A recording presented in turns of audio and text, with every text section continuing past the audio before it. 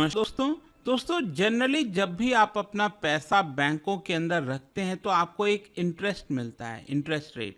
जैसे कि मान लीजिए अगर आपने पैसा सेविंग्स अकाउंट में रखा तो आपको मैक्सिमम उस पे 3.5-4% तक इंटरेस्ट रेट मिल जाएगा। अगर आप टर्म डिपॉजिट में रखते हो, फिक्स डिपॉजिट में, तो उस समय आपको मैक्सिमम शायद 6.5% या फिर 7% तक आपको इंटरेस्ट रेट मिल जाएगा। लेकिन अगर आपसे बोला जाए कि आपके पैसे पर आपको 9%, कई केस में तो 12% इंटरेस्ट मिल सकता है, तो जाहिर सी बात है इसमें बहुत सारे लोग इंटरेस्ट दिखाएंगे। लोग इंटरेस्टेड होंगे कि हाँ, हम यहाँ पर अपना पैसा रखना चाहते हैं जहाँ पर ज़्यादा इंटरेस्ट मिल रहा है। तो यहाँ पर इसकी वजह से क्या हुआ है कि देश में पिछले कुछ वर्षों में P2P लैंडिंग काफ़ी तेज़ी से बढ़ी है और उसका कारण मैं आपको वीडियो में बताऊंगा। हुआ क्या है कि अभी रिसेंटली आरबीआई का कुछ स्ट्रिक्ट रूल सामने आया है, जिसकी वजह से बताया जा रहा है कि अब जो P2P लैंडिंग है वो खत्म हो जाएगी। ये आप खबर देख सकते हो, P2P प्लेयर्स से new RBI norms make their business unviable. और इसी को थोड़ा डिटेल से हम चर्चा करेंगे कि एग्जैक्टली है क्या, आरबीआई का नियम क्या आया, इसमें प्रॉब्लम क्या थी, काफ़ी कुछ आपको जानने को मिलेगा। चलिए आगे बढ़ते हैं, लेकिन उससे पहले मैं आप सबको बता दूं कि जो लोग 9% 12% देखकर अट्रैक्ट हो जाते थे, अब शायद वो उतना अट्रैक्ट नहीं होंगे। उसका कारण मैं आपको आगे बताऊंगा, लेकिन उसके पहले क्वेश्चन ये है कि ये P2P लैंडिंग होता क्या है, इसका मतलब क्या होता है। देखो, नॉर्मली क्या होता है कि अगर आपके पास पैसा है, आप बैंक के अंदर जमा करते हो, तो बैंक आपको सर्टेन इंटरेस्ट मिलता है, ठीक है, उस पर देता है। अब P2P में क्या है, मैंने आपको बोला पीयर टू पीयर, मतलब पर्सन टू पर्सन। जैसे कि आप देख सकते हो यहाँ पर लेंडर्स हैं, इधर बोरोवर्स हैं, ठीक है। अब ज़्यादातर यही होता है ना कि हमारे इकोनॉमी के अंदर बहुत से ऐसे लोग हैं जिनको पैसे की ज़रूरत है। अब किसी भी चीज़ के लिए हो सकता है, गाड़ी लेना है, पर्सनल खर्चे के लिए चाहिए। कई लेंडर्स होते हैं जिनके पास एक्स्ट्रा पैसा पड़ा हुआ है, वो यहाँ पर इंटरेस्ट पर अपना पैसा देना चाहते हैं। तो यहाँ पर क्या है कि दोनों को मैच करने के लिए एक प्लेटफॉर्म बनाया गया है जिसका नाम है P2P प्लेटफॉर्म। तो ये जो प्लेटफॉर्म है लेंडर्स और बोरोवर्स को मैच कराता है। उनके बीच में एग्रीमेंट होता है कि जैसे मान लो अगर बोरोवर को 6 महीने के लिए पैसा चाहिए, तो लेंडर कहेगा ठीक है, हमें यहाँ पर 12% इंटरेस्ट रेट दे दो, हम आपको दे देंगे। तो बोरोवर कहेगा चलो ठीक है, अच्छी बात है। क्योंकि कई बार क्या होता है, जैसे कि मान लीजिए अगर आप बैंक से पैसा ले रहे हो पर्सनल लोन के लिए, उसमें हो सकता है आपको 14% इंटरेस्ट देना पड़े। तो बोरोवर को लगेगा ना कि भाई मुझे तो यहाँ पर सिर्फ 12% देना पड़ रहा है, तो सस्ते में मिल रहा है, तो वो हो जाएगा। वहीं लेंडर्स के पर्सपेक्टिव से देखिए, अगर वो अपना पैसा बैंक में जमा करता, कहीं जमा करता, मैक्सिमम उसको 7% इंटरेस्ट मिलता, यहाँ पर उसको 12% इंटरेस्ट मिल रहा है। तो दोनों के लिए विन विन सिचुएशन है। तो इसी की वजह से ये जो पूरा P2P लैंडिंग है वो काफ़ी तेज़ी से बढ़ रहा था। तो यहाँ पर इन दोनों को मैच कराने के लिए होता है P2P प्लेटफॉर्म। और आप देखोगे तो कई सारे हैं, जैसे लिक्विड लोन्स हो गया, रूपी सर्कल हो गया, इंडिया P2P, फेयरसेंड, ये सब P2P प्लेटफॉर्म है, ठीक है। और इनको फायदा क्या होता है P2P प्लेटफॉर्म को, ये बीच में हो सकता है 1% इंटरेस्ट अपना खुद का चार्ज कर लेते होंगे। मतलब जितना भी इंटरेस्ट है उसमें 1% एक्स्ट्रा अपना खुद का ले लेते होंगे यहाँ पर। तो हो सकता है लेंडर को यहाँ पर 11% मिले, और यहाँ पर जो बोरोवर है उसको 14, मतलब वो भी 12% दे रहा है, तो 1% इनको फायदा हो गया यहाँ पर।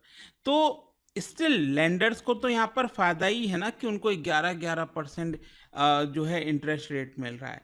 तो इस तरह से ये P2P लैंडिंग वर्क करता है। नॉर्मल केस में तो ऐसा ही होना चाहिए, लेकिन इसमें काफ़ी गड़बड़ी आई है जो मैं आपको आगे बताता हूँ।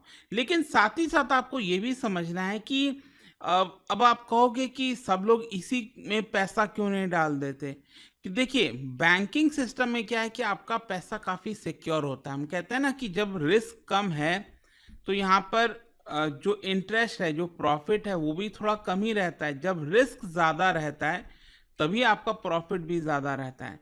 तो सेम उसी प्रकार से यहाँ पर भी है। यहाँ पर आपको ज़्यादा इंटरेस्ट क्यों मिल रहा है? क्योंकि खतरा ये है कि आपका पैसा डूब भी सकता है। जो बोरोवर ने पैसा लिया था, हो सकता है शायद आगे चलकर वो पैसा ना दे। अब यहाँ पर कोई ऐसा तो है नहीं कि आपको पैसे की गारंटी दे रहा है। ये P2P प्लेटफॉर्म सिर्फ मैच कराते हैं आपको। ये गारंटी ये नहीं देते हैं कि हम आपको हाँ पैसा देंगे ही देंगे, या इन केस वो डिफॉल्ट कर गया तो इस तरह से चीजें हैं। तो रिस्क है इसमें, एक तरह से आपको ये समझने की जरूरत है। अब क्वेश्चन ये है कि आरबीआई ने क्या किया। देखो, आरबीआई ने रिसेंटली क्या किया है कि जो P2P प्लेटफॉर्म है उनके ऊपर कुछ प्रतिबंध लगा दिए हैं। जैसे कि अभी हुआ क्या था कि नॉर्मल केस में P2P मैंने आपको समझाया, लेकिन हो क्या रहा था कि रिसेंटली जो P2P प्लेटफॉर्म है वो काफी सारी दूसरी चीजें कर रहे थे। जैसे कि यहाँ पर कह रहे थे आपको मिनिमम रिटर्न मिलेगा। जैसे अगर आप क्रेड देखोगे, क्रेड जो है, ठीक है, क्रेड आपने सुना होगा, तो उसमें वो लोग कहने लग गए कि कम से कम आपको 9% हम इंटरेस्ट देंगे। आपको 9% का जो इंटरेस्ट रेट है वो एक तरह से मिल जाएगा। इसी तरह से और भी कई प्लेटफॉर्म हैं यहाँ पर जो कहने लग गए कि आपको हम इतना परसेंट इंटरेस्ट देंगे। तो ये जो मिनिमम रिटर्न एक तरह से गारंटी करना, ये गलत है, आरबीआई ने कहा है। तो इसके ऊपर बैन लगाया गया है। फिर दूसरा यहाँ पर इंस्टेंट लिक्विडिटी। देखो हुआ क्या, मैंने आपको बोला कि जैसे बोरोवर है उसने 6 महीने के लिए पैसा लिया और लेंडर जो है उसने कहा चलो ठीक है मैं 6 महीने के लिए पैसा दे रहा हूं, तो इसको पैसा कब मिलना चाहिए? 6 महीने के बाद ही मिलना चाहिए। लेकिन रिसेंटली P2P प्लेटफॉर्म क्या करने लग गए, लेंडर्स को ये कहने लग गए कि डोंट वरी, अगर आप 1 महीने बाद भी अगर आपको पैसा चाहिए तो हम आपको यहाँ पर दे देंगे पैसा। आ रहा है समझ में? तो ये चीज गलत है, ऐसा नहीं होना चाहिए। तो ये जो इंस्टेंट लिक्विडिटी का ऑप्शन दिया जा रहा था, इसके ऊपर बैन लगा गया है आरबीआई के द्वारा। साथ ही साथ ये कहा गया है कि P2P को एक तरह से इन्वेस्टमेंट प्रोडक्ट की तरह प्रमोट किया जा रहा था। बहुत सारे प्लेटफॉर्म कह रहे थे आप बैंक में पैसा क्यों डाल रहे हो, हमारे पास पैसा रख दो, इन्वेस्टमेंट एक तरह से। तो ये जो प्रोडक्ट है वो इन्वेस्टमेंट वाला चीज नहीं है, ये आरबीआई ने कहा है। तो इस तरह की कुछ चीजों के ऊपर बैन लगाया गया है। तो यहां पर आप देख सकते हैं कि ये जो प्लेटफॉर्म है जो मैं आपको कह रहा था, ये बैंक की तरह काम करने लग गए थे, डिपॉजिट टेकर्स एंड लेंडर्स की तरह, कि खुद ही पैसा रख लेते। कई बार ये भी होता है कि जैसे मान लो P2P प्लेटफॉर्म है, उसने कह दिया कि आप हमें पैसा दो, हम आपको 9% इंटरेस्ट देंगे, और ये दूसरे जो बोरोवर्स हैं उनको 14% इंटरेस्ट पे जो पैसा है वो उधार दे रहे थे। तो बीच का यहाँ पर क्या है, 5% ये लोग खा रहे थे जो P2P प्लेटफॉर्म है, जो कि गलत है। आरबीआई ने कहा कि आप ऐसा नहीं कर सकते, आप कोई बैंक थोड़ी हो, आप बस एक एनबीएफसी हो, नॉन बैंकिंग फाइनेंशियल कंपनी, जो आरबीआई ने आपको अनुमति दी है कि इस तरह का आप काम कर सकते हैं, लेकिन आप इसका गलत फायदा उठाने की कोशिश कर रहे हैं। लेकिन हुआ क्या कि यहाँ पर जो इस तरह के फैसिलिटी दे रहे थे P2P प्लेटफॉर्म, इसी की वजह से बहुत से लोग अपना पैसा बैंक में ना रखकर यहाँ पर P2P प्लेटफॉर्म में रखने लग गए, और इसीलिए आप देख सकते हो देश में इसमें बहुत तेजी से इजाफा हुआ। करीब 1 मिलियन से लेकर 1.5 मिलियन के बीच में लेंडर्स हैं, और 10,000 करोड़ लोगों ने उधार दिया था, लैंड किया था यहाँ पर पैसा। तो ये इंडस्ट्री काफी तेजी से ग्रो हो रही थी। साथ ही साथ मैं आपको ये भी बता दूं, देखो क्या है, मैंने आपको बोला कि यहाँ पर P2P प्लेटफॉर्म कौन से हैं, जैसे लिक्विड लोन्स हो गया, रुपी सर्कल हो गया। अब इन्होंने क्या किया कि इसको और बेटर बनाने के लिए जो फिनटेक कंपनीज होती हैं उनके साथ टाई अप कर लिया। जैसे आपने क्रेड के बारे में सुना है, भारत पे सुना है, ये रियल P2P प्लेटफॉर्म नहीं है, ये तो क्या है कि फिनटेक है। फिनटेक मतलब क्या होता है कि आप एप्लीकेशन वगैरह आजकल आ गए हैं ना, काफ़ी ज़्यादा मोबाइल पर आप ऐप डाउनलोड करते हो, उसमें सब कुछ कर लेते हो। जैसे क्रेड अगर आप देखोगे उसमें आप अपना क्रेडिट बिल पे कर सकते हो, गैस का कनेक्शन का बिल, मतलब सब कुछ कर सकते हो, बोरो कर सकते हो, उधार दे सकते हो, उनमें डिपॉजिट कर सकते हो। तो ये फिनटेक कंपनीज आजकल आ गई थी। तो ये जो P2P प्लेटफॉर्म है वो इन फिनटेक कंपनी के साथ, भारत पे, क्रेड के साथ टाई अप करने लग गई थी। और भारत पे ने तो कह दिया 12% हम आपको इंटरेस्ट देंगे, 12% क्लब नाम दिया गया। क्रेड ने भी यहाँ पर 9% क्लब का नाम दे दिया कि हम आपको 9% इंटरेस्ट देंगे। आप समझ रहे हो कि कितना हैवी इंटरेस्ट इनके द्वारा दिया जा रहा था। और ये जो टाई अप है फिनटेक कंपनीज और साथ ही साथ P2P प्लेटफॉर्म का, इसके ऊपर भी आरबीआई ने बैन लगा दिया है। ये भी आपको ध्यान होना चाहिए। अब इन सारी चीजों में प्रॉब्लम क्या है? देखो, प्रॉब्लम यही है जो मैं आपको बोल रहा था कि ये P2P प्लेटफॉर्म अपने आप को बैंक की तरह समझने लग गए थे और लेंडर्स को ये कह रहे थे कि आपको जैसे जब पैसा चाहिए आप ले सकते हो। आपने पैसा उधार दिया उसको 2 साल के लिए, तो आपको तो 2 साल बाद पैसा मिलना चाहिए था ना।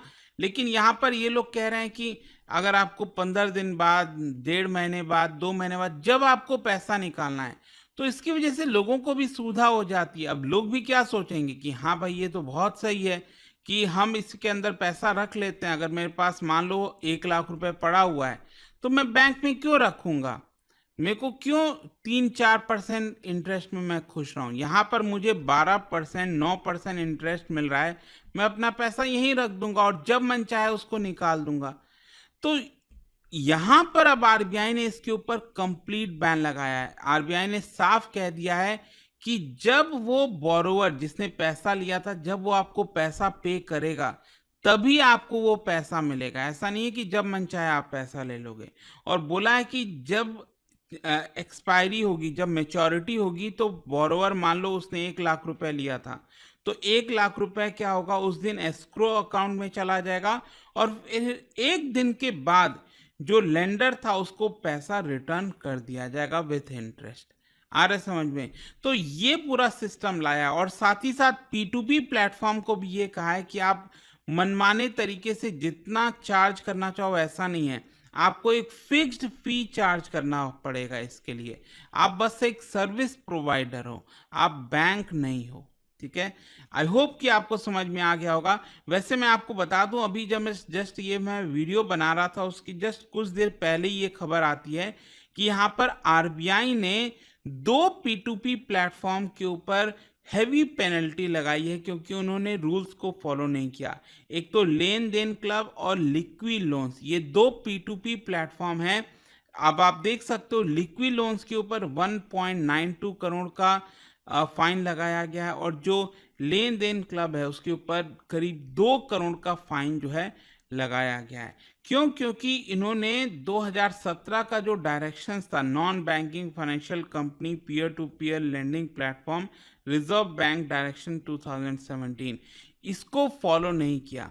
जैसे कि आप देख सकते हो यहाँ पर आरबीआई ने बोला है कि 2023 में इन एनबीएफसीज की स्क्रूटनी की गई थी और इन्होंने कई सारी चीज़ों को फॉलो नहीं किया। जैसे कि यहाँ पर जो बोरोवर है उसका पूरा डिटेल लेंडर को देना चाहिए था, वो नहीं दिया। यहाँ पर जो अप्रूवल लेना चाहिए लेंडर से वो नहीं लिया गया। इस तरह की बहुत सारी गड़बड़ियाँ की गई जिसकी वजह से इनके ऊपर करीब टोटल 4 करोड़ रुपए का फाइन लगाया जा रहा है। तो और यहाँ पर देखिए एक और चीज है। अब हो क्या रहा था कि अभी रिसेंटली आपने देखा होगा डिपॉजिट क्रंच के बारे में काफी चर्चा हो रही है कि बैंकों में लोग डिपॉजिट नहीं कर रहे हैं। तो ये भी एक कारण हो सकता है कि बहुत से लोग अपना पैसा स्टॉक मार्केट वगैरह में तो डाल रहे हैं, लेकिन P2P प्लेटफॉर्म में भी अपना पैसा दे रहे हैं, रख रहे हैं और बैंकों के अंदर अपना पैसा नहीं रख रहे हैं। और इसी कारण की वजह से अभी आरबीआई भी थोड़ा सा एक्शन में आई है और वो इन P2P प्लेटफॉर्म पर शिकंजा कसना चाहती है, उनके ऊपर रूल्स एक तरह से कड़े कर रही है। तो मामले को लेकर मुझे कमेंट्स में जरूर बताइएगा। बट